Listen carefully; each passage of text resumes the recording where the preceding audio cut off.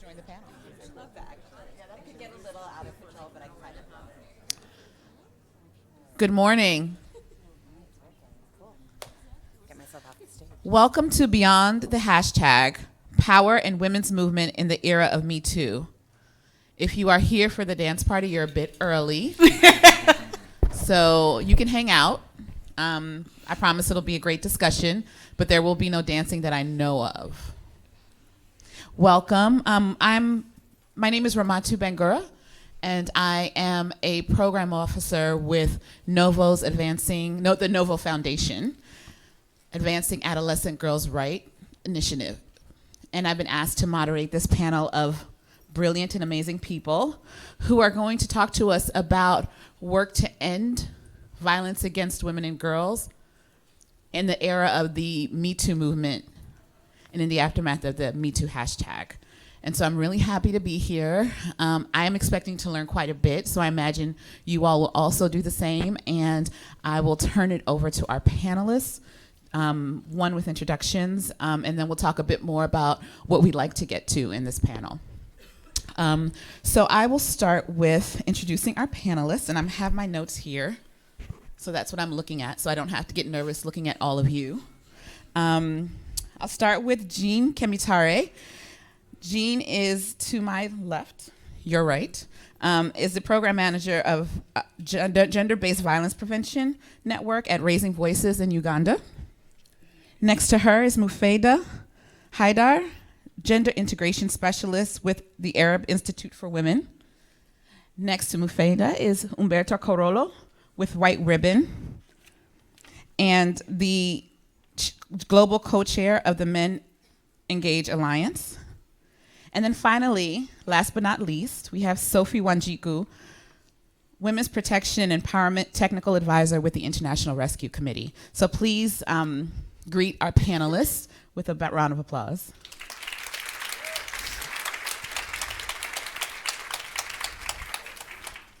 Thank you. So I'd like to start with a little bit of framing, and I think it's always important to start with a grounding to understand how we got to where we are and what we're actually talking about. So it seems odd to have to do this, but I will anyway, is to give us a little background about the Me Too movement and where this came from, where this moment, this hashtag, this movement came out of. And so the Me Too movement is credited, Tarana Burke is credited with founding the Me Too movement. And it was founded explicitly as a tool of solidarity for Black girls and young women in the United States, particularly in the Southeast United States, to raise awareness about the pervasive of sexual abuse and sexual violence. And it really was a moment, an opportunity to reach out to Black girls and young women who were feeling alone in dealing with sexual violence and sexual abuse in their communities, and to signal how pervasive sexual abuse and violence is and continues to be. It became a hashtag in 2017 as it kind of picked up, as things tend to do on Twitter, also as a site of solidarity for folks all over the world who were, again, trying to find community and solidarity and healing in a moment when we were talking quite a bit about the Harvey Weinstein sexual abuse allegations and what it meant to share stories and experiences and fears around violence against women and girls. And so we often talk about the Me Too movement as if it started out as a kind of singular movement. What I think we have is what was a movement, a tool for a movement that then was used to bring together a particular community, and then in this age of social media was able to kind of reach viral proportions and reach many people, and to be what we hope is a tool to both unify movements, but to also a tool for people to work in their specific spaces to end violence against women and girls. And so wanted to start with that grounding, and to start it from a site of solidarity and a way to think about how we build upon work. I think oftentimes it's very comfortable to get into a site of critique around what it is and what it isn't. We're hoping that this panel will be a site of conversation around what is possible and what can be built upon in this space. So specifically, we're going to explore how the Me Too movement and its forms globally have affected new power dynamics and how we can go beyond just the hashtag to work to transform the systems and norms that maintain inequality. We'll also share some promising practices on the part of our panelists and tools to support and leverage the work and advocacy of women-led organizations and other local actors to end violence against women and girls. And so I'll start with a question to Jean, who, hi Jean. Hi. It would be great if you could talk to us about how the spread of the Me2 hashtag has manifested in Uganda, and how that movement to end violence against women and girls leveraged Me2 to change harmful gender and social norms. And any kind of experience you can share about what Raising Voices has been doing for quite a while in this space, but what has the Me2 hashtag offered or enabled or maybe limited in this moment for you? Yeah, so thank you.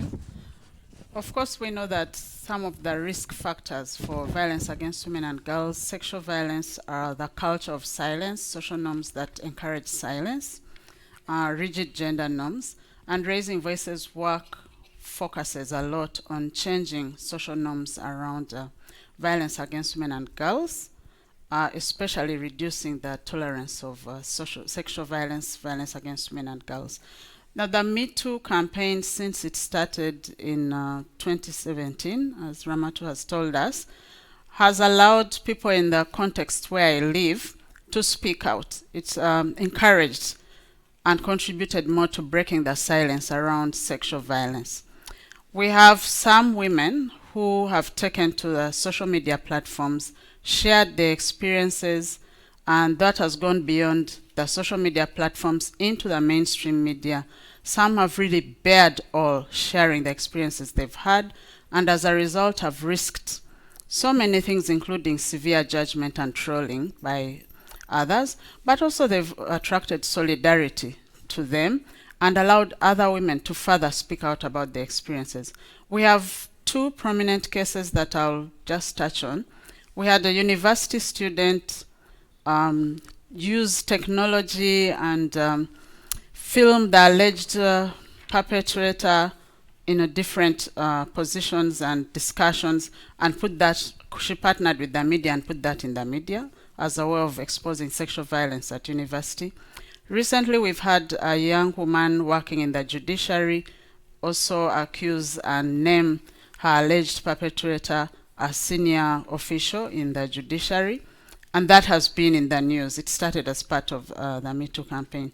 As a result of those kind of speaking out of different women, we've had spontaneous activism going on, and support from the women's movement, so from informal groups and from NGOs, so support from the women's movement, coalitions like the Domestic Violence Act Coalition, organizations like Chapter 4, Uganda Women's Network, that have come together and expressed solidarity for the survivors and made statements in the press.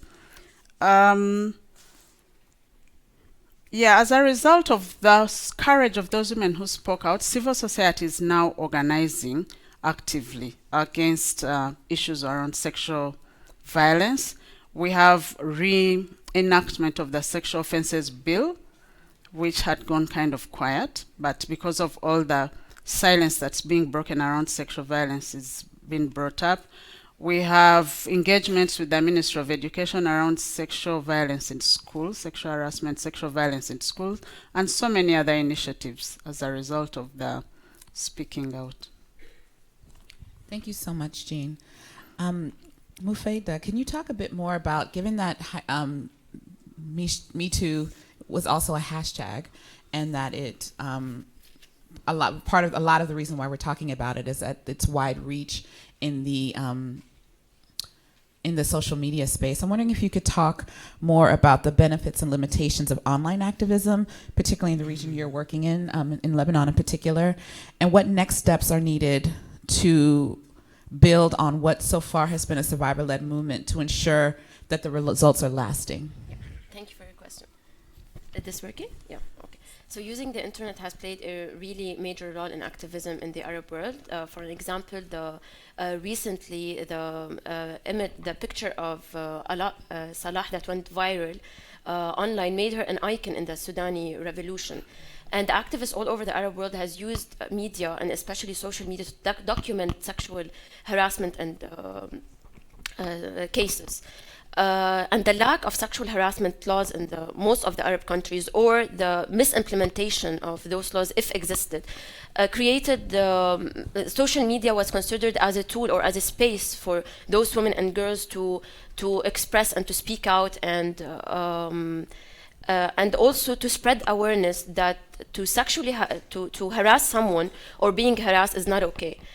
For an example, we can talk about the Knowledge is Power KIP project on gender and sexuality by the American University of Beirut that launched a campaign, hashtag, and this is in the era of Me Too, hashtag مش بسيطة means it's not okay, and hashtag I'm not your ashta. Ashta refers to a sweet fruit, and it's a very demeaning word that's used on the streets. To harass women. So basically this was spreading awareness that it's not okay to harass women. Also there's another initiative which is Harass Tracker in Lebanon and Harass Map in Egypt, which are online tools used to women and girls can pinpoint the location if they have witnessed any sexual violence, and report anonymously about violence. However, the lack of legal framework and misimplementation of laws, and how security forces are actually dealing with the cases, sometimes they don't have the capacity enough to deal with sexual harassment cases if the laws existed, would stop a lot of women from sharing their experience, because this is actually causing them more harm and putting them on further risk of violence, because it's tagging them, and there's putting stigma and shame around their community and family. So they would not take the initiative and share their experience online. Therefore, we really need a legal framework in place. We need to integrate gender in all sectors and have a multi-sectoral approach. We need to teach young women, young girls in schools, and even the boys that it's not okay to harass. And we need to spread awareness that everyone would know what it means to be sexually harassed, because this also, the concept is not really clear. So we have to have further support and also services to support those women, because if they share their experience, like what's next? There must be services, there must be legal framework and support. And we need to understand that the root of sexual harassment comes from gender inequality, and this is the major cause. We cannot separate it from any kind of violence, after all. Yeah, it's really helpful to hear from both Eugene and Mufeda about both the conversations that are being sparked, and then also what those conversations require us to, how they require us to respond. I think are really meaningful ways to kind of enter into the conversation. I think that leads me to ask you, Umberto, about the work to build allyship and leadership among men and boys in this women-led movement, to end violence against women and girls, and particularly in questions around accountability, but also survivorship among men and boys, and what's some of the work that you in White Ribbon are doing, and the Men Engage Alliance around those questions, holding that tension between accountability and also allyship and survivorship. Yeah, absolutely. Thank you for that question. And just for those of you in the audience who may not be familiar with either of those organizations, White Ribbon was created 2 years after the December 6, 1989 Montreal Massacre, so almost 30 years ago, actually 30 years ago this year, where a young man walked into a first-year classroom and killed 14 young women that were there because he felt that women had no place in engineering. And so the White Ribbon campaign was created, the symbol was created as a pledge for men to never commit, never to condone, never to remain silent about violence against women. So the roots of our organization and our work with engaging men and boys is all about breaking that silence, helping to men to understand that they have an important role to play, to speak out against all forms of gender-based violence, including sexual harassment, sexual violence, homophobia, including the kind of violence that's experienced by Indigenous women here in our own country. So our work is about helping men understand it is their place, it is their role to speak out about this issue. It is an issue that they need to take responsibility for. At the height of the Me2 movement, there was some interesting research done with men here in North America by GQ and Glamour magazines that found that 40% of men between the ages of 18 and 55 had never spoken to anyone about the Me2 movement. This was during the peak of that movement. So with that in mind, we at White Ribbon decided to create a social marketing, social media campaign to encourage men to step up, to step forward and become allies in ending sexual harassment and sexual violence and speaking out against it. So as part of that campaign, we created different engagement types of tools on our website, one of which was a quiz. And in that quiz, we asked men about their understanding of consent, what does consent mean, and we kind of tested their knowledge. And we included there a question about whether they were concerned about actions or behaviors in their past.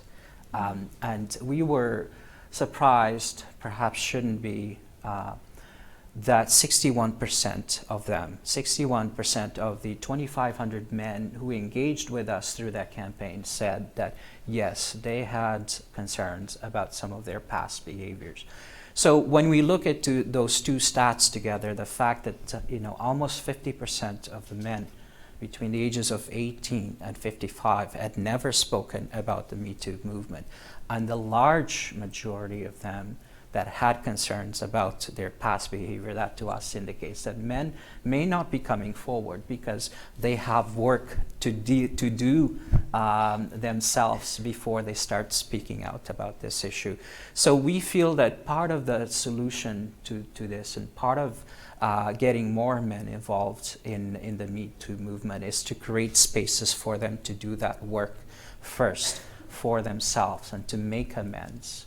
Right? To do some self-reflection, to find out, to understand, what is it that I did in the past that has wronged or harmed someone, and what do I need to do in order to make amends. So those are the kinds of calls to action that we have shared with men. Take a look at your own actions, your own behaviors, do that work, reach out if you can, make amends, apologize, and then start speaking out about this issue when you've done that work. And speaking out means reach out to the young people in your life and have these important conversations with them. Challenge your peers in social settings in the workplace, right? Speak out in social contexts when you see something happening, and reach out to perhaps the woman, the person who experienced sexual harassment or inappropriate behavior. Ask them if they're okay. Empathize, have compassion, believe survivors. Right? And then start using your influence within your own spheres, whether you're a community leader or a supervisor or a manager in the workplace, and start talking about about these issues in those settings. Start to engage with other men and start having these conversations about what is our role in putting an end to this kind of violence, but never forgetting that we're doing this as a form of allyship towards survivors, that we believe survivors, that we're there to support, and this goes to the roots of accountability. When we do work with men and boys, we can't forget the end goal, which is to promote gender equality, to end all forms of gender-based violence, to do it in collaboration and partnership with women, with survivors and women's organizations. The organization that I co-chair, the Global Men Engage Alliance, has done some self-reflection and some good work around the concepts of accountability, and I encourage you all to visit the Men Engage Alliance and take a look at the accountability toolkit that we have drafted, that we are sharing sharing and socializing across our entire network of over 600 organizations across the globe to help organizations working with men and boys practice better accountability, from the way that we engage men at the individual level all the way to how we work with women's organizations, how we access funding, and so forth. So a lot more to say about accountability and the work to engage men and boys. I would just say that this work is still small scale. It's limited. A lot of the funding is project based. So we need to scale up this kind of work, and we need to do it in partnership with survivors and women's organizations, and we look forward to doing more of that. Thank you for that, and I appreciate in particular how specific the interventions are. But I think in spaces where often it becomes one or the other. We either engage men and boys, or we support women and girls leadership in this movement. And I think what I hear you saying is that there's a need for both and, Yes. but that centering the leadership of women and girls, but also the allyship of men and boys sounds central Absolutely. to what you're talking about. You got it. Thank you. Great. Thank you so much, Umberto.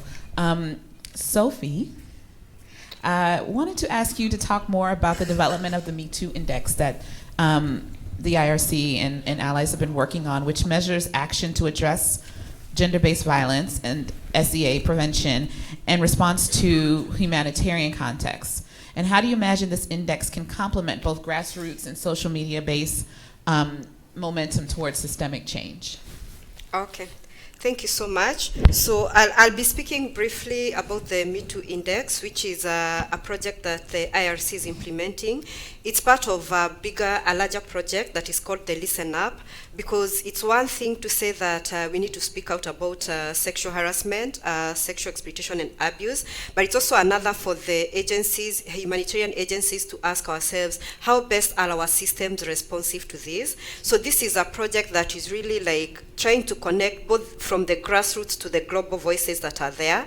So the Me2 Index is one of the ways how we are going to do that. And what happened is that we had a consultative meeting with different organizations in the region, including like Raising Voices, both international organizations, local women's organizations, and also national and regional movements of women, whereby then we had the overall aim of the project, which is to ensure that the voices of women are more integrated into the issue of gender-based violence, prevention and response, but also sexual harassment and sexual exploitation and abuse in the humanitarian context.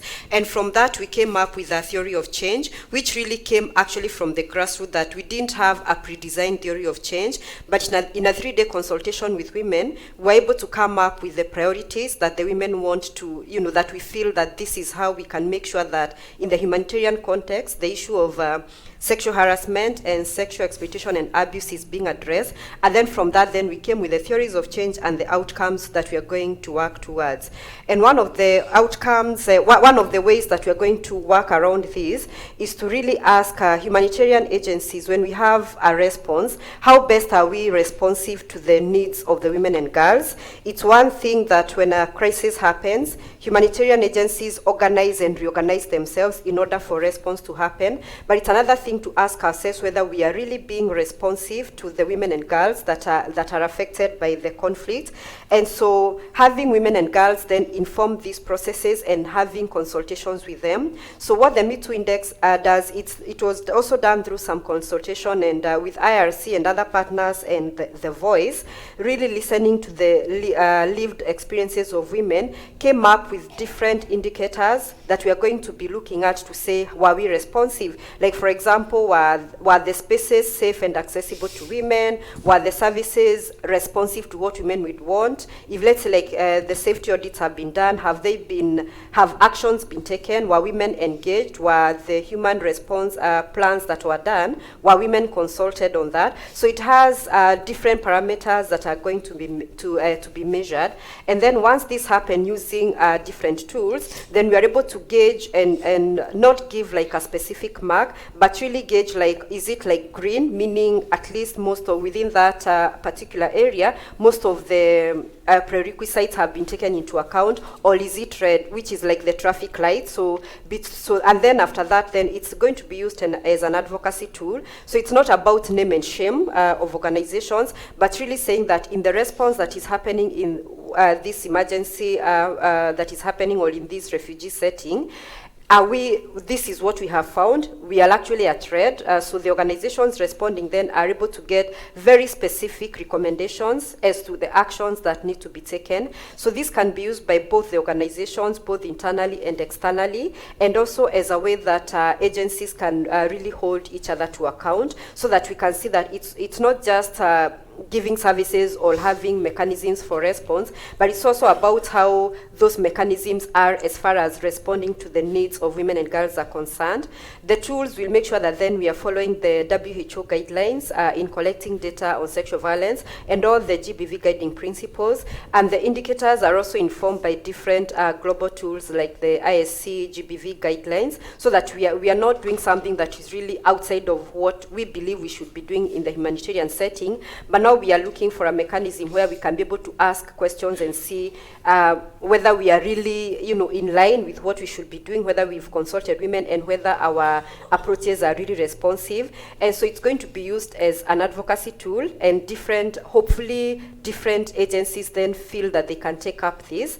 Currently, it's the pilot stage in Lebanon, Uganda, and Liberia. So the tools are not yet out, and we still believe that with the consultation processes that are going to continue, then we are also eager to hear from other agencies, like how can we get non-GBV actors to use the tools, because the tools are going to be really about how best are we responding. And when there's a crisis, even if in the worst case scenario there's not a GBV actor, or even other actors, like let's say like nutrition, where maybe women are actually accessing, and sexual exploitation and abuse may be happening because of that, for example, or in the health facilities that are happening, the services, like even are we having female staff who are able to respond to the women as far as GBV issues are concerned and all that. So we are hoping that then we can find how do we get actors who are not like traditional GBV actors to also feel free that they can use these tools. And once the tool has been piloted and any changes have been done, then the tool is more friendly to be used by any agency, and it will definitely be available for sharing with organizations. So I feel that then this sort of brings linking the global momentum to the grassroots momentum, because definitely the Me2 campaign has had an impact, because even the Listen Up project that I've talked about, it's actually one of like sort of responding to this, because more momentum was brought out to the issue of sexual harassment and sexual exploitation and abuse. That does not mean that, it's not been happening before, but the fact that that momentum has happened, we are hoping then through the Me2 index, whereby we are able to share how is the situation as far as this response is concerned in the humanitarian setting. We are hoping then we can use these voices to link with the global momentum. And with that, then we are able to not only get what's happening globally, but what's happening in some specific context. And different actors, both implementers, donors, and all can actually be able to use that. So we are hoping then for us, this is how this links. And sometimes social media seems like it's a bit removed from, let's say, like the refugee woman at the grassroots. But then through this and through what we are also piloting to establish, which we are calling the refugee platform, we are able to get the experiences of women and the refugee setting actually being amplified to go to the global space. So being able to see how then we join the global and the local space. Thank you. That's just amazing to hear, because I know that there are many people in this room who probably can remember a time when naming gender-based violence in humanitarian contexts was a bit, if not taboo, at least unheard of. And so it's really gratifying to hear that mechanisms and systems are being put in place to address this issue systematically and widely. So thank you so much.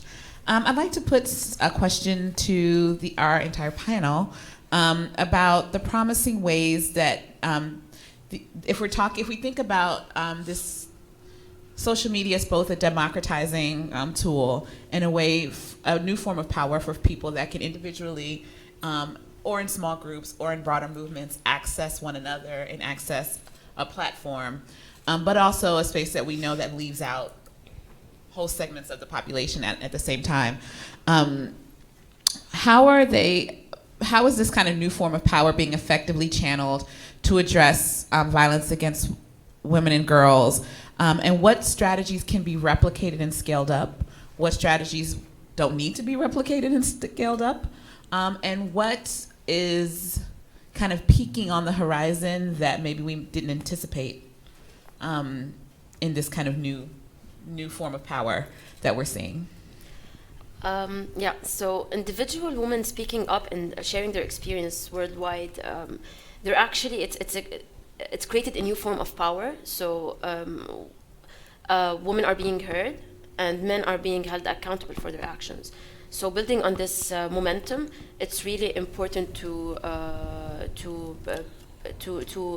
support activists and support women by prioritizing their leadership roles, providing safety to women and girls, especially after the backlash, and also ensuring that being accountable to women and girls in every GBV programming out there. So yeah. Can you say more about the backlash and kind of all of you, if you might speak to what you're seeing in the form of backlash and what have you been able to anticipate, or what has kind of caught you off guard in that respect? Yeah, I think in terms of backlash, we have a lot of attacks because, like I said, women who are taking to social media, for example, in Uganda, are really bearing it all, and they are facing a lot of attacks on their person, on the type of person they are, and women in general are facing attacks in the media, on social media, around why women are facing violence. And of course, the usual victim blame is part of it. Then there are attacks around the strength of the movement and the composition of the movement. That's also one of the backlash that I can see. And, general sentiments around pushback on women's rights. Those are some of the backlashes that I see. However, I feel like the advantages outweigh the backlash, because for me, breaking the silence is really something great around trying to change social norms, and that's what this movement has done in whichever forms it is. Maybe some of the things I feel we need to look at is the balance between online and offline activism, because there's a lot of online activism which is good, but I feel like it needs to be balanced with offline activism as well to build strong politicized movements. This is an opportunity that we have for that. So I'll just want to add on that in terms of the online media and how that has helped. If I look for the situation of Kenya, there was a time in 2013 when we had many cases of women being undressed in public, especially in the public transport. And I remember at that time I was actually not in the country and I was feeling kind of helpless. And then 4 of us actually came together and started mobilizing online. And within a short time, we had almost 5,000 women who are on that, women and men in that social media platform. And in the process, a few of the women who are actually within the country, they actually started doing action and going to the area where the harassment had happened and trying to hold people accountable. And even the political governor of the area then really now coming out and condemning that. And it started sort of a movement against this undressing, and it didn't really stop. But in the process, then another group came up, a group which does not really engage with the issues of, it's really about domestic issues, discussing anything that goes in the group. But this time they came up against the harassment that was happening. And it actually became a national campaign whereby they actually, like what Jean is saying, taking it from the online to actually practical. They actually now came out and held a big demonstration, which if you've been in Kenya, you'll hear this hashtag, my dress, my choice, but they really amplified it. And in the long run, then we even had cases of persons who had harassed the public transport company was actually stopped, from working. And of course, that's a big loss for them. And so they also want to take action. And in the process, then the cases that would come up in court of harassment, the jail term that was given was really it made women know that, somebody is listening. So it reached a time whereby they could, the system could no longer assume that they are not listening. So it helps that because this is a group of women who, it's not like most of us who maybe, because we're in the civil society, we're always talking about these issues. But this is a group of women who ideally won't be discussing that, but then because it has come out as something that is being hyped on the social media, they actually take a step back and think we need to do extra. So I see that sometimes it can help, like, to have not the usual culprits, you know, the CSOs who usually will be talking about it, but having other women, because just the fact that somebody feels, actually, just because I'm a woman and another woman is being undressed, I could be next. So even though that's the only reason that is motivating them, but it can get them to start participating. I've seen a couple of different forms of backlash amongst men, of course. One is the not all men sentiment that's often expressed through social media, of course. And our counter to that is, if we look at the root causes of sexual violence, sexual harassment, and all forms of gender-based violence and gender inequality, not only do we need to look at the social norms behind those, we also need to look at patriarchy and systems, broader systems of oppression, and men are behind those systems. So all men are complicit in this, and we all have a responsibility to speak out against it. So that hasn't been that hasn't been a helpful way in which men have manifested or have come forward in saying, well, not all men. But you know, the problem, as I mentioned earlier, most men remain silent on this. So we need to encourage more speaking out against it, and against sexual harassment and sexual violence, and more accountability.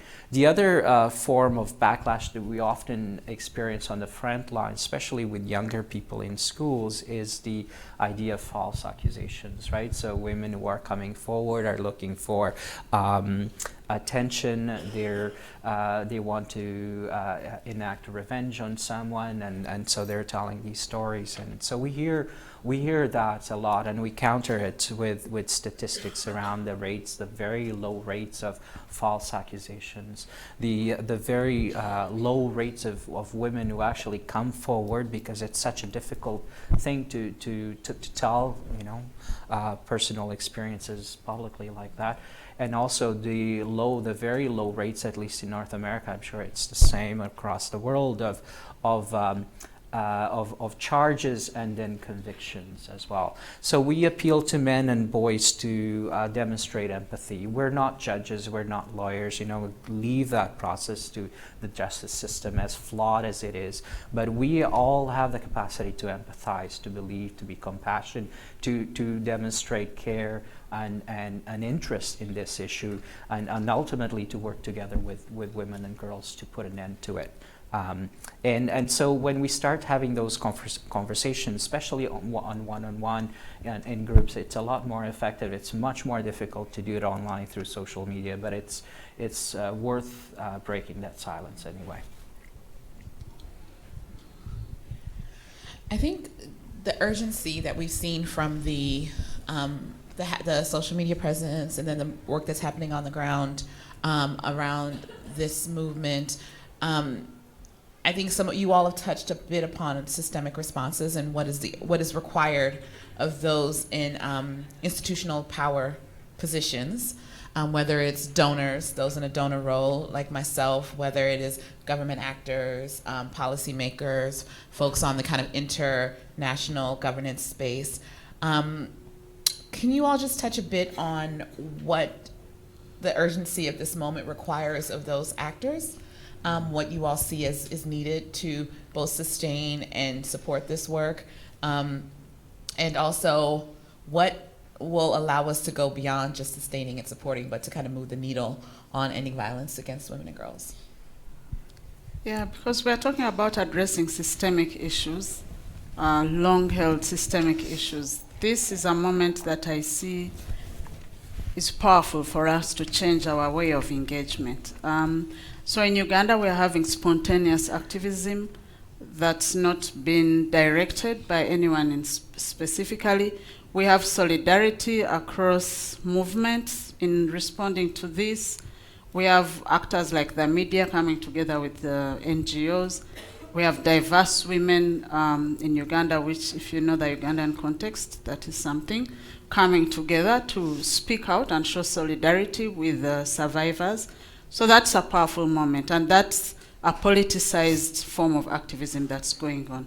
So what I feel this moment, the urgency that we have, is to look, for example, for donors, to look at the type of funding we are giving and support longer-term feminist politicized work, you know, because the kind of changes we are talking about, that's the work that we need to do to create those changes, to sustain. Breaking the silence is just one of them, but we have to dismantle structures that he talked about that uphold patriarchy and give fertile ground for violence against women and girls. So we're suggesting things like kind of transforming the donor. Kind of?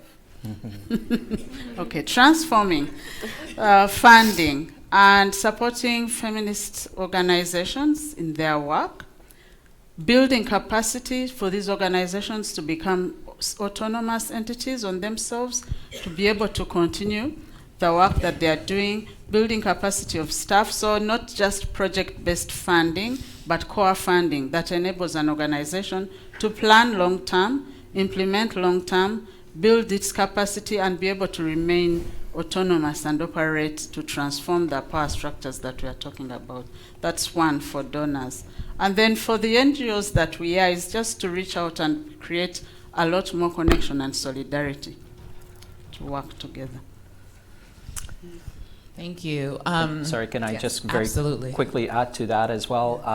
I think that governments, institutions need to clean house first and foremost, and they need to be good role models for the rest of the world and address their own issues, close to home, and that takes strong leadership.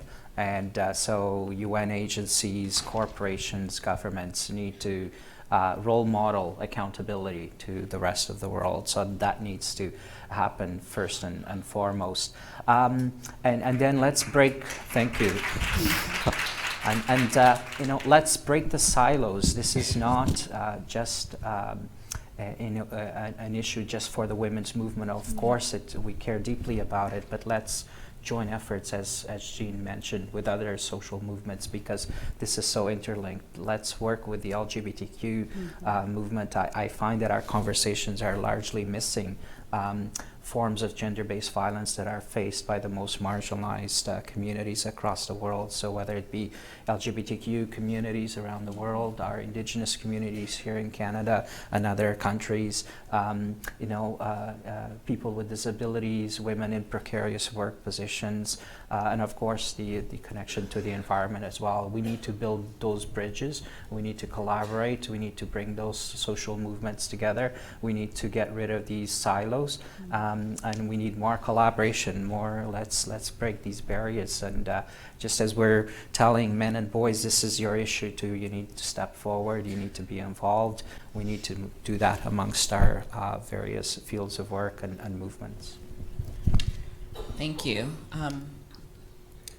And I think as a program officer for Novo's adolescent girls' rights work, I would be remiss if I didn't name girls as a particular constituency in this work, both as leaders and activists who have been shifting the conversation, often as rallying cries and rallying points when violence happens to them. They are often the poster child for said violence, but often aren't engaged in the movement itself, or aren't allowed spaces or powerful platforms in the movement themselves, better said.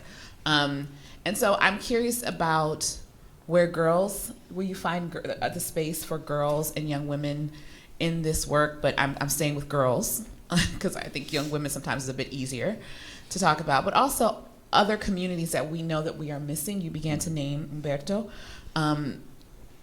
communities, folks, survivors, however you name them, that are not getting named or particularly marginalized in these conversations. And if you all could speak to kind of where in your work, whether you see them as opportunities, spaces that you feel, maybe you're not reaching in the way you would like to, or just a broader conversation about the field itself and where we're not hearing from folks that are actually the most vulnerable and are at most risk for violence. I would say for sure, you talked about the girls, because we can't assume that when you talk about women that girls are going to be catered for. So for one, I would say immediately engaging girls as a particular group when programming happen. We often find, like in the humanitarian setting, that when a crisis happen, the programming that gets established mostly may be about women's empowerment or dealing with issues of women, and then we sort of assume that the girls are necessarily going to be part of it. So really engaging girls from the word go is something that we have seen really work. Like for the IRC, we have specific programming that is really about adolescent girls, and we find that then the girls are able to actually come out, and because when a crisis happens, we assume that the children are not getting affected, and the girls will also come out and say, I'm actually very, I'm stressed with how the life has been because I've come to this country, but also the kind of risks, the particular risks that the girls are likely to face on sexual exploitation. So really targeting them as a specific group. Also women and girls who are living with disabilities, who are often going to be left out, is part of the groups I would name, but really particularly displaced women, because once displacement happens, it's often we assume that the people who are displaced are just recipients of services. So being able to, because the women and girls who are displaced, they've come from a certain context where possibly they were organized, they had their different mechanisms or local women's groups that they had, they are leaders and they are agents of change as they are. So engaging them not just as recipient of services, but really as not just their voice, but also their agency, and really engaging them in a holistic way, in a manner that they are actually informing the processes, they are telling us what needs to happen, because they could be in a different setting, a different country, because they have been displaced, but they are best able to know what is culturally and socially acceptable to them in terms of the kind of how the services, we want the services to be. So the refugee and internally displaced population would also be a population that may actually be left out. So yeah, just to add to that, I think it's the time for us to get very deliberate about intersectionality, because if we are looking at the Me2 conversations, most probably most of the women who are able to access those conversations or to join them and speak about their experiences are privileged women. In my context, there would be women who have gone to school, have a certain amount of education, a certain amount of income, because then they can access the internet and smartphones and join the conversation. And then there are questions around LGBTQI women, women with disabilities, women living in the rural areas, refugee women, and so many different other women who are left out of this conversation around women and girls. So I think for us it would be very important to get very deliberate, so that the momentum that we've generated with the Me2 conversations is beneficial to all women. Add something regarding girls, refugees especially, since I'm talking in the area in Lebanon. So I think it's really important to ensure, of course, listening to women and girls, and depending on their needs and the context, but to ensure that all the prevention services are really being provided properly. Because if we just ask the girls to share their experience, that might put them in further risk, and maybe into child marriage as well, to protect the honor and to protect them from, especially they're living in it's emergency context. So we need to ensure that we have all the prevention services in place and being implemented, and all the gender is integrated in all the services provided, and to spread awareness and listen to them depending on what they actually need to stop sexual harassment. So just to add, the other category would be the elder women, because often they really get forgotten. And I remember an experience we had in a refugee setting where when we were talking with the elder women, then they were saying that nobody really listens to us. Even when we try to access services, we are told you need to just go back home and people will take care of you, but then nobody takes care of them. And then listening to women, especially survivors or women who needed a bit of support, then they were saying that, I mean, we trust older women in our community, and maybe if, we were able to have that intergeneration relation, it would be good. So you see, they could also help fill a gap.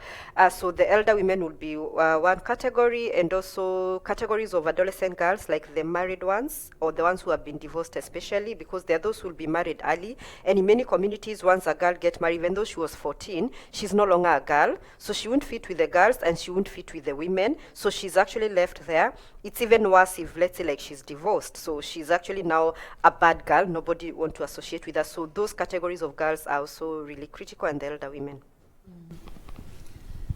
Thank you so much.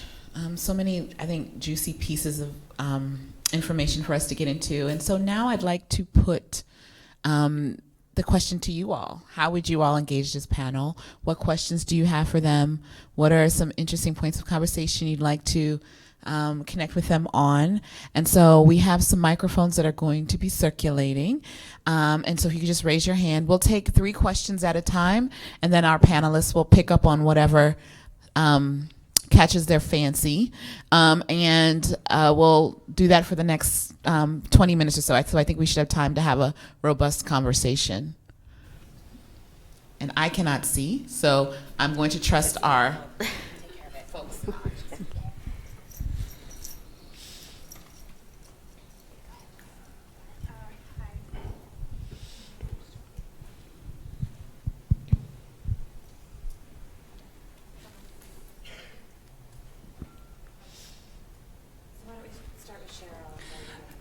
Thank you. That was just wonderful, and I appreciate it. My name's Cheryl Thomas, and I'm with Global Rights for Women in Minnesota, and we work with partners around the world on legal and systemic reform on violence against women. And I just want to say that something I haven't heard a lot of discussion about is working in the legal system. We all know that the most dangerous time for victims of violence is when they speak out. That's when they're most likely to be harmed again or killed. Those are the top risk factors when a woman reaches out. And I have been incredibly inspired by the Me2 movement, but I also worry about it because there's not enough work going on with legal systems around the world to make sure that police, prosecutors, and judges have the skills and the will and the capacity to do what's necessary to keep women and girls safe when they speak out. So I just wanted to put that out there in the conversation. Hi, my name is Asmita. I'm a Women Deliver Young Leader this year, and thank you again for the great conversation. Something I want to say was sort of echoed by the first person who spoke, that the conversation on Me Too obviously arose because people felt a failure in the systems that were supposed to protect them. So women didn't feel protected by the law or the justice system, and that's why they took to the internet. And of course, a lot of the critique of Me Too also then comes from the lack of accountability, the ease with which you can possibly make fake cases, etc. And and of course, like, it was revolutionary because it gave so many people the power to just speak out their truth in like something that they'd never spoken before. But I don't think that we are talking enough about how to strengthen like the other systems of accountability that failed women in the first place, because Me Too it's an imperfect movement. It was great and it was necessary, but that's not the way that we can go. Like, we can't just, it needs to be there, but we also need to simultaneously strengthen our systems of law and justice and make sure, and especially like what you said about intersectionality, like the people who are failed the most by the justice systems, like in India, for instance, where I'm from, women from lower castes often go to complain about rape at police stations and then get raped again. So, things like that, and those are systems we really need to not forget about and keep in the conversation when we talk about Me Too. And simultaneously, like you said, speaking out about violence on the internet can often make you vulnerable to more violence. So I think also strengthening digital security, just teaching women and girls basic digital security, like even having lists on Facebook so you know who your information is going out to, you're not putting it out publicly. These are things that we should also encourage people to learn, so that because the internet can be a very strong tool for mobilization, but like also you need to know how to use it correctly and well, so that you're not putting yourself further at risk of violence. And I had like one last question about the accountability toolkit that you talked about. Do you also have success indicators? Like how do you tell if someone's actually, you know, internalize these beliefs, or is there a way? I mean, obviously it's like a you know, personal journey that we're all on, but are there ways that you can you know, quantify it? Thank you. Right, we'll take the last question right there. All right, I'm Maja Staśko from Poland, and I support survivors during Me2. And what I wanted to add is that Me2 movement is not only what is visible, so it's not only this hashtag and not only the women who spoke up, but also what is invisible, like all these groups that are closed, or all these messages. During Me2, I got hundreds of messages from women who experienced violence, rape, and sometimes they didn't speak up for many, many reasons, because of obviously social norms. Sometimes they were very young, so they were afraid of their parents know that, and it would be super shaming for them. Sometimes they were older, so they were afraid of children know that, and it would be also shaming. They didn't, most of them, almost all of them, didn't report it at the police. And from the report made in Poland, only one report, it looks like 92% of women who experienced rape, only rape because we don't have harassment in our law as something which is crime, didn't report it to the police. So this is what is invisible, and this is also very, very important. And sometimes speaking up is some kind of a privilege. You have to have time for that. You have to have money for a lawyer, for instance. In Poland, we don't have lawyer automatically gave for a woman who spoke about the perpetrator. We had also a case in Poland that very, very brave girls spoke about rape. Then it was a case. The case was cancelled, as most of the cases in Poland, and now they are shaming all the time. And this is something which is not visible at all, and we should just maybe see also this women who didn't speak up and why they did it. And Me2 is also them, and maybe in this moment where we are now, mainly them. And that's why Me2 has to be not only fight against sexual violence, but also for more time for women, for better life conditions of women and work conditions of women, because we just don't have time to do many things. When I had threats, I couldn't submit an appeal because I didn't have time. I worked in Amazon warehouse, so it was very, very difficult. And that's why Me2, in this moment, I think it has to be the fight with all system, with all economical inequalities, with all inequalities, because besides that, it will be just privileged people, just some of them, just few percent of them, who can speak up. Thank you.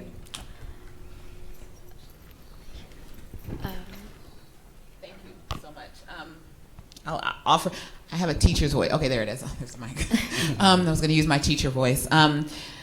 So I'll invite any of our panelists to speak to any of all of the amazing questions that we've heard thus far.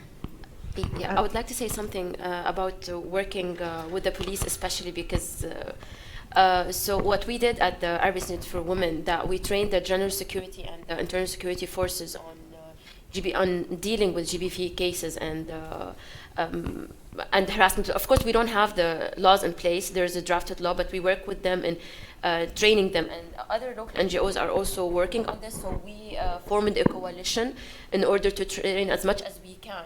Because after all, they are the first to receive the cases, and they should be qualified enough to know how to be case sensitive, to know how to deal with survivors.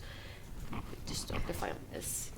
I would want to add on the same in terms of the system, and like somebody like rightly put it, the legal system and also the different systems you are working in. If those systems are not friendly and accessible and also safe, then it means then we are really not making too much progress. So I would say also the humanitarian system, for example. So part of the Listen Up project that I mentioned is that we are working with Raising Voices with the curriculum of Get Moving, which is an organizational transformation tool to adapt it, so with the help of Raising Voices, adapting that to the humanitarian context. And we've rolled out that process whereby different organizations then can be able to go through that to first of all see how they transform their own internal system, because most of the times the systems are really patriarchal and they are not necessarily survivor-centered. And you might find even situations where, yes, even though there's a policy for sexual harassment within a system, then it's about, if you get a case, you must report. But then are we asking ourselves, is that safe for the survivor? Is it survivor-centered? Is that what somebody wants? But also on the other hand, are the services available? Because it's one thing to report, but if the response services are not available, then it ends up being harmful. So I would say for the humanitarian setting, really transforming our own internal systems and the reporting system. So it's not just about numbers that we want people to report, but you want it to be safe in a way that when people report, they also feel that the system was accountable to them. Because for the women and girls, for example, in the displacements, if they are reporting cases and they keep seeing the same perpetrators, they're the same ones who are coming to give them services over and over, they'll actually give up. And because they are really in even a worse situation of being made vulnerable by the system, it means since they need the services the organizations are responding to, even though their staff are harassing them and there's sexual exploitation, they're likely just to step back. So challenging the system so that the systems are responsive, and also that the system be able to also assess our reporting mechanisms to see whether they are responsive to women and girls. Yeah, I'd like to start by speaking to the issue of speaking out as a privilege, which in a way is true, because there's a lot of backlash if you speak out, and you have to weigh. And like I said, the women that are mainly speaking out, at least in the context in which I am, because of that hashtag, are women who have access to certain kind of privilege. However, I don't think that we should throw the baby out with the bathwater. I feel like this is the beginning of the momentum, fresh momentum around a movement to prevent and respond to sexual violence. For example, there's a coalition that Raising Voices is part of, the Domestic Violence Act Coalition in Uganda, that has partnered with an organization called Chapter 4, and they're asking survivors to come to them and speak to them in confidence. And even if it does nothing much, at least we'll have those on record, and in future something can be done about that as a way of supporting women who would like to speak out, because speaking out is very important as part of the process of transforming these structures that we are talking about. And there are women who are coming out in confidence and speaking about sexual violence from the workplace with personalities of high standing and so on, and that is giving us wider idea and also expanding our solidarity outreaches. So I think speaking out is still important, although as you mentioned, it's important to support survivors who are speaking out. I also agree that it's important to address all other systems and structures that are intersecting to make the issue of violence against women and girls more entrenched in our societies. But like I said, this is the beginning. This is the momentum that we need to use to engage donors for a certain type of funding, to engage INGOs and other institutions, as he said, for accountability, to engage ourselves as NGOs to become more conscious about intersectionality and solidarity and working together. This is the time for us to really look at our work, transform it, to make sure that we are dealing with the issue of sexual violence against women and girls comprehensively. So on the question of justice, on the justice system first, very quickly, Canada has a bill right now about to pass our Senate that makes training for judges on sexual harassment and sexual assault mandatory. So it received all party support, and we'll soon have that as law. So that will require all federal judges to receive training to make sure that they understand sexual harassment, sexual assault, that they are able to work through the myths and misconceptions surrounding those cases, and also that they understand the impact on trauma on survivors' ability to recollect their experiences. So I think that's a good practice that should be looked at, and obviously the proof will be in its implementation, and I'm sure there will be lots of challenges with that, but that's a good first step. And of course, training with police forces and so forth, that's necessary as well. On the question of accountability and indicators, of course, accountability in principle can be well understood. When it comes to practice, that's another story, right?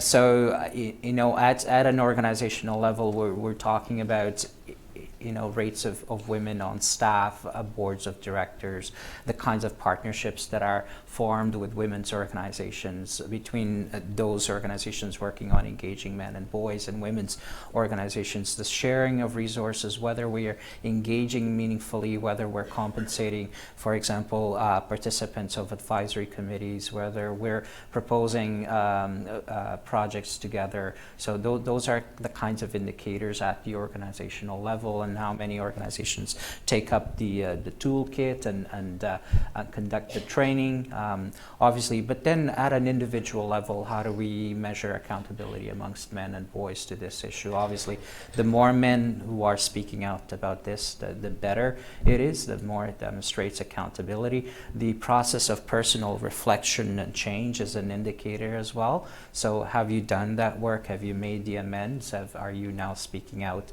clearly about this issue, or do you continue to doubt survivors or continue to hide in fear of being ultimately accused for past behaviors that you've committed? So those are just some examples. This is a relatively new field of work as well, so we're still working through it. We're learning, and we want to learn together and work together with women's organizations so that we can make this even stronger.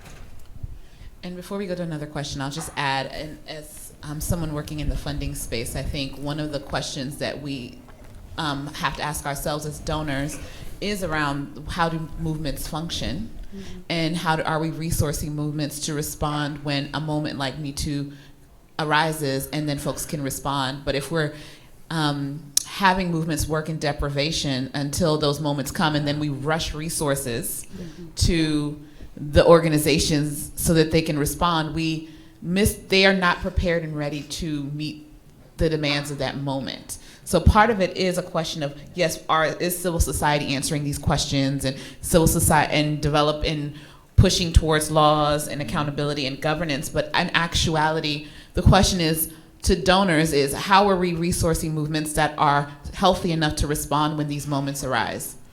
And if we're resourcing folks to work solely on projects, then they cannot be ready to respond when a moment arises. And then now we're rushing resources, and folks don't have the capacity to staff up to be able to meet the need. So I think some of the question is beyond folks that are doing the work to then answer why they're not ready for a particular moment, when and often they're not resourced to be ready for that moment. Are there any more questions? Okay, awesome. So I'm just going to go right to you, and then I'm actually going to go to the back. Thank you. Good morning. My name is Marissa. I'm the executive director of Aura Freedom International. We've actually done some work with White Ribbon, with David Garson. So we work with youth to prevent sexual violence and exploitation in the city of Toronto, in Canada. And we have backlash as well. So our youth team does presentations in schools. And my question is to you, Humberto.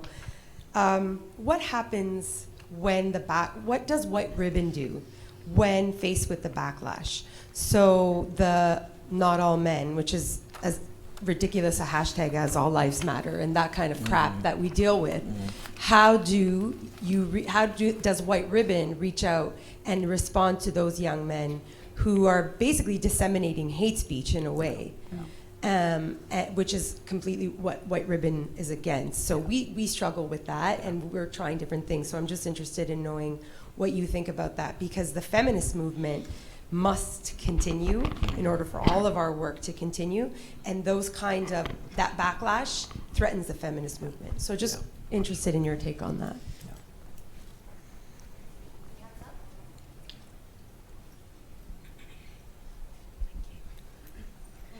Hello, I hope you can hear me okay at the back. My name's Sean Hawkins. I'm from the Cherie Blair Foundation for Women, and we work with women entrepreneurs in low and middle income countries all over the world. Previous to this job, I worked for about 10 years in the violence against women and girls sector in the UK.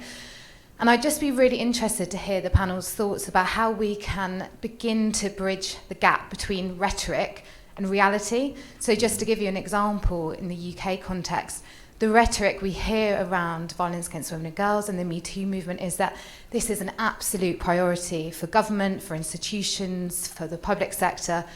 The reality is that the violence against women and girls sector, particularly rape crisis centres, are hemorrhaging funding. They're relying on a smaller and more narrow pool of funders and funding, which is becoming ever more restrictive. So we also have, in the UK context, increasingly more clauses in government-funded contracts around kind of anti-advocacy. So if you're funded by a government department or an institution, and we're fortunate that the government does fund some of this work, that you can't actively campaign with the information, the data, the monitoring data you have coming in against what you're working on. So if you're being funded for a domestic violence refuge and you're collecting data on the impact of funding cuts, for example, it's very difficult to get that information out into the public domain. So I think it's really important that we are looking at the movement around Me Too and seeing it as the start of a conversation rather than the end of a conversation. But I think it's just really important to recognise the need for this movement to be able to hold different governments, bodies to account for what they're actually doing in reality on the ground to change women's lives and to change the situation that they're in. And Roberto, on your point as well around training, I think it's really interesting. In the UK context, we've seen huge amounts of training around gender-based violence, rape crisis over the last years. And what actually, we need to go beyond just training. What we're talking about is culture change within institutions which are largely run by white, middle-class, middle-aged men who actually we need to really, really get under the skin of them and challenge the way that they've entrenched these ideas and notions around kind of victim blaming, around women making things up or exaggerating. And I think that's got to be part of the next phase of this work as well.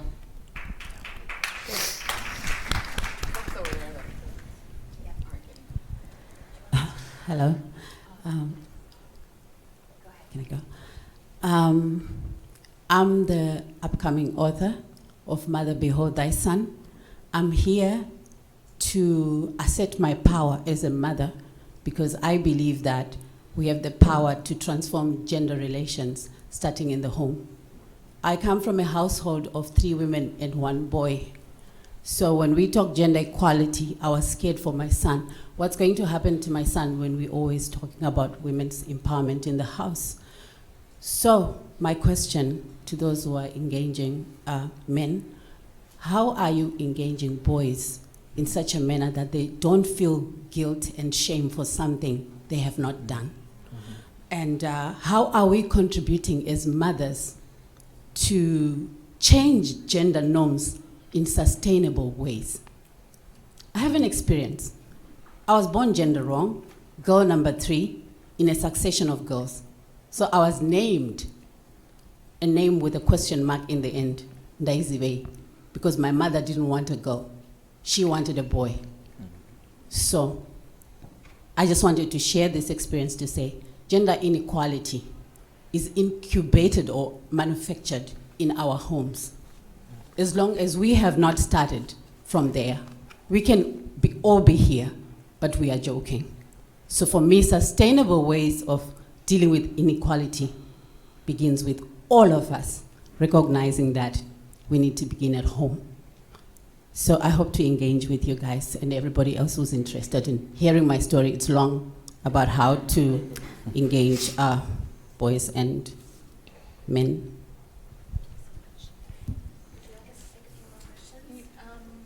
I think, yeah, because I think maybe you take 2 more questions, and I think that side of the room has gotten a little neglect. There's somebody actually standing up.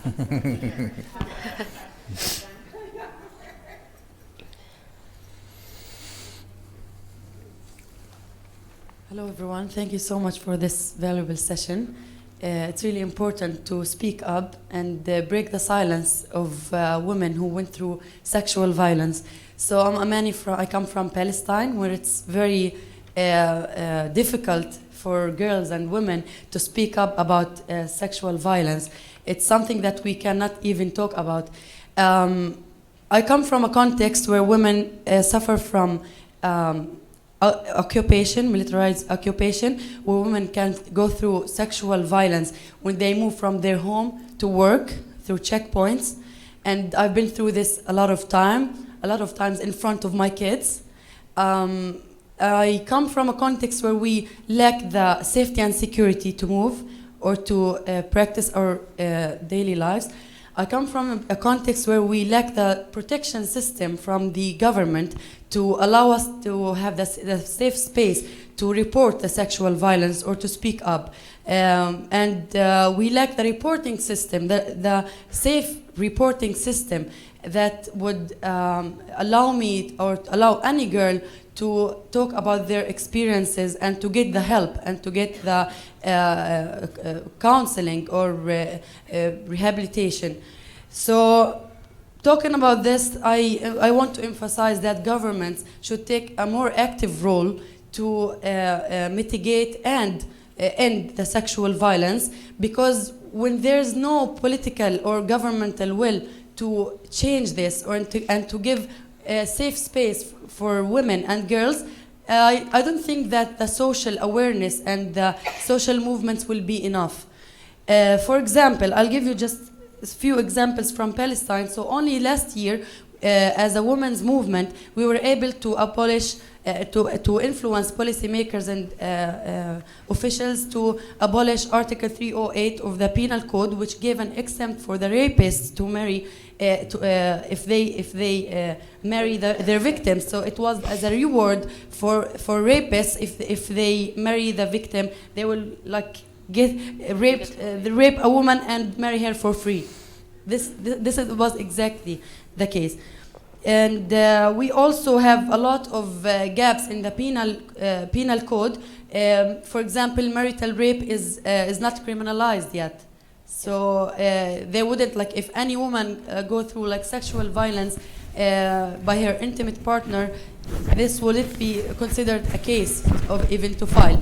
And also talking about the family protection law. So currently I'm part of a movement to advocate and support the case of a disabled young girl who was raped by two men, and her case was very neglected, and they don't even work on this case because disabled women are not even there is no attention to disabled women in the law. And the rapist, these two rapists will maybe maximum they will be in prison for 3 years, and then they will be free to commit another rape crime. So it's time to say enough. Like, we're in 2019, and it can't be like, it can't go on happening. So we also, about the reporting system, so I've been working with a lot of cases of women who went through sexual violence, and when they reported to family protection units, for example, they were harassed by the officials who were working there, and sometimes they blackmail them, and they tell them like, they start blaming them, and they consider it to be their fault because you were wearing like this, because you spoke to this guy, because you chat this guy. So it's really harmful also for women. Like, I'm part of Me2 campaign in Palestine, and an article was highlighted about me talking about the sexual violence based on my experience working in the field with women who went through these cases. And I was stigmatized by the community, by the government, by also by the people I work with, by the family, by everyone, because they thought that I was raped one day. Because I talked about this. Like, it can't be like, you talked about this because you was raped, you were harassed. Another thing is also women prisoners, female prisoners in Israeli prisons. Like, any female who got imprisoned in the opposite of men. Like when men are imprisoned, they will be heroes afterward. But if women are imprisoned, they will be like they're not good women anymore because they might be harassed. Like she must be harassed by soldiers. She must be raped. So we need a more safe system, protection system. We need to engage those victims of sexual violence in the community to overcome the social stigma and the challenges they will face for the rest of their lives. Even their children will be blamed to the end of their lives.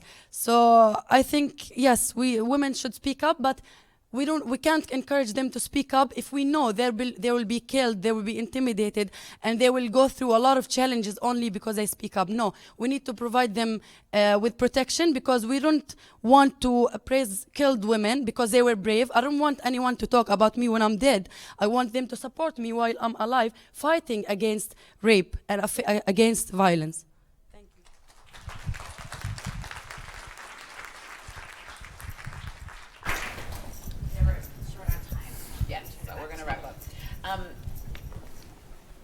Thank you all so much, and for just engaging the panel, but also for sharing and for, I think, adding life to the conversation and additional life to the conversation that we've had here. What I would like to do in the very last few minutes that we have is to offer our panelists an opportunity to offer just closing remarks, very brief and quick closing remarks. I'll also give, this is the last you'll hear of me, so I'll say thank you to you all, and that we have a panel coming in right directly after us, so we want to move out of this space if you're not staying for that panel relatively quickly. But I do want to give our panelists who have offered so much of their work and their expertise and themselves to us, and to thank all of you for doing the same. But I'll offer this time to you all to close. Let's start with Jean. Thank you all. I think I'll close by saying this work is complex because the issue we are dealing with is complex. If we look at the analysis around the causes of violence against women and girls, there are several risk factors across all layers of the social ecology. And so I think we need a comprehensive approach. You know, some of us are doing work that's based on that comprehensive approach, but I think we need it spread across. I don't think it's only boys and men that should be engaged. I think boys, men, women, girls should be engaged simultaneously at the same time, intensively, because we all carry these patriarchal social norms that are, you know, at the roots of violence against women. So I also think we need comprehensive work that addresses the institutions, the laws, the social norms we hold, the personal attitudes we have, the agency of women and girls. All that is needed, and that is the reason why the person who talked about funding, that's the reason why we don't have funding. We are still rooted in the same patriarchal norms. We have all these laws, even where I come from, we have all these laws, but when you look at the funding, there is nothing there. So I would urge us to look at comprehensive, long-term work to address the issue of violence against women and girls, sexual violence against women and girls. And yes, socialization starts with us. Change starts with us. That's why we have the Women Deliver arrow pointing at us to start with ourselves. Thank you. Yeah, there's a lot to talk about, and thank you, Amina, for sharing and talking about the Arab world and the experience. I think there's we should never treat women as numbers, and because they have lives, we have lives, we have our personal experience. We're not asking anyone to give us our rights because we were born with these rights, but we need to ensure that we're giving enough support, enough services, enough funding. And I think we are on the track because all of us are here, all of us are participating, and hopefully we'll make a change. The work with men and boys can be an effective and impactful complement to the work that's done with girls and women. And people of all genders, and so it needs to be complementary. It needs to happen side by side, together, in partnership, in collaboration, with accountability built into it. Men's violence against women cannot end without us engaging men and boys. It cannot end without us getting at the root causes of that problem, addressing systemic oppression, addressing patriarchy, looking at the social constructions of masculinity that boys, young men, men, and women and girls to themselves have to live with right from the get-go. So we want to do this together, and it's about building allyship, it's about building compassion, it's about building empathy amongst men and boys, and encouraging men and boys to be part of the movement, to believe survivors and to support survivors, and to do their own internal work to create this change.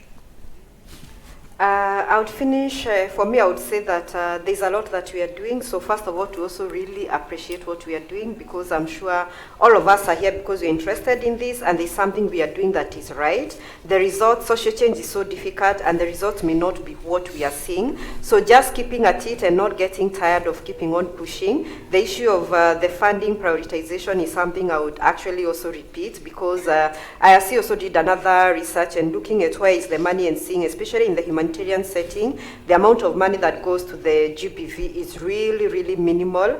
And even on that, there's already the controversy of, I mean, where do we divide this money? And it's like we've already given enough to women and girls, and now let's focus more on the other side. But then looking at the reality, that's not the case. So seeing how best we do this, because it's one thing to put across what we need to do, but it's another to support that to be done. And finally, to say, like, for solidarity among women, feminist solidarity, solidarity among those who are pro-gender equality, but also solidarity between international and national organizations. I find that in most cases, when a crisis happens, the women who are working in that locality are best suited to respond to this, and like you rightly said, they're usually not resourced to do that. And by the time the bureaucracies of our international organizations happen, sometimes then it's already a bit late for the women and the girls who are affected. So that solidarity is also very important, but that we keep doing it. And finally, on the issue of the socialization, also our being empathetic also to the women, because our mothers were